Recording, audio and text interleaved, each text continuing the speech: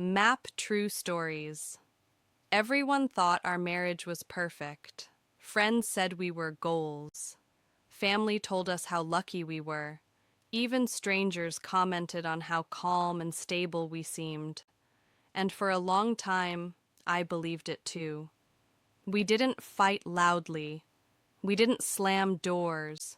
We didn't air our problems in public. From the outside, everything looked solid. But perfection has a strange way of hiding cracks. It didn't start with control, or shouting, or fear. It started with routines, with habits, with expectations that slowly became rules.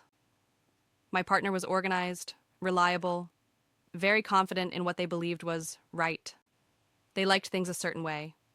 And early on, I mistook that certainty for leadership. Whenever decisions came up, big or small, they already had an answer. Where we lived, how we spent weekends, what our long-term plan looked like. At first, it felt reassuring, like I didn't have to carry the mental load, like things were handled. But over time, I noticed something subtle. Whenever I expressed a preference, it became a discussion. Whenever they expressed one, it became the plan. If I brought up feeling overwhelmed, they explained why I shouldn't be. If I asked for support, they told me I was strong enough already. Nothing was said harshly. Nothing sounded cruel. In fact, everything was said calmly, logically, and that made it harder to question. I started doubting my own reactions. If something hurt, I asked myself whether I was being dramatic. If something felt unfair, I wondered if I just didn't understand their reasoning. I learned to present my feelings carefully, softened, filtered, with disclaimers. I'm probably just tired, but I know this isn't a big deal. However, I don't want to make this an issue, but... And most of the time, I let it go entirely. Years passed like that, and to everyone else, we looked incredibly healthy. We hosted dinners, we showed up to events together, we spoke respectfully, we never embarrassed each other. But inside, I was getting smaller. I stopped suggesting things, because I already knew the answer. I stopped asking for changes, because they always came with explanations about why it wasn't necessary.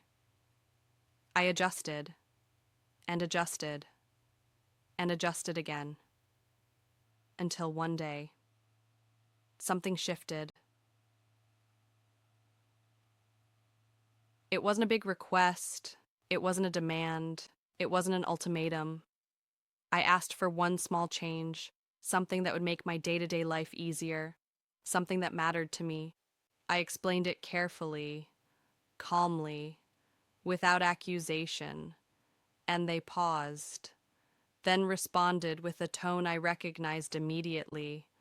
They explained why it didn't make sense, why it would disrupt the balance, why it wasn't practical, why it wasn't aligned with how things work. And then came the part that stopped me cold. They said, if this is going to be a problem, we need to talk about what kind of relationship you actually want. Not angry, not raised, just firm. As if my request had revealed something disappointing.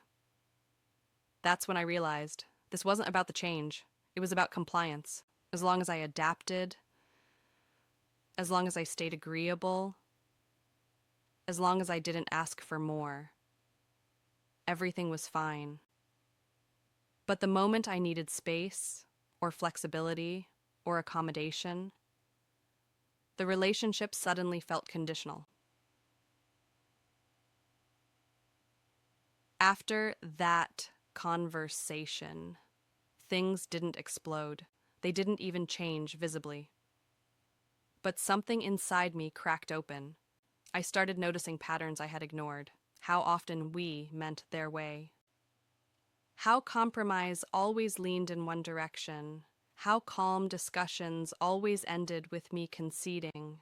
I realized we weren't equals navigating life together. I was fitting myself into a structure that already existed. Nari Surika.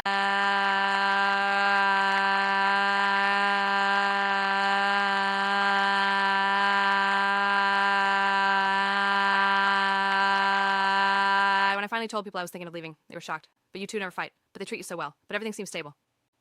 And that was the hardest part to explain. Because stability without consideration isn't safety. Peace without flexibility isn't partnership.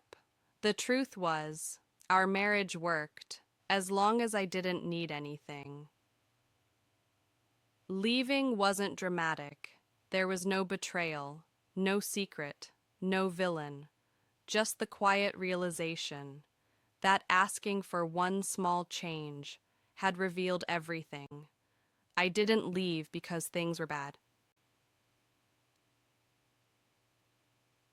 I light left as mine brie. Cause they were brie. They were only good. As long as I stayed exactly where I was, and sometimes that's the most dangerous kind of perfect there is.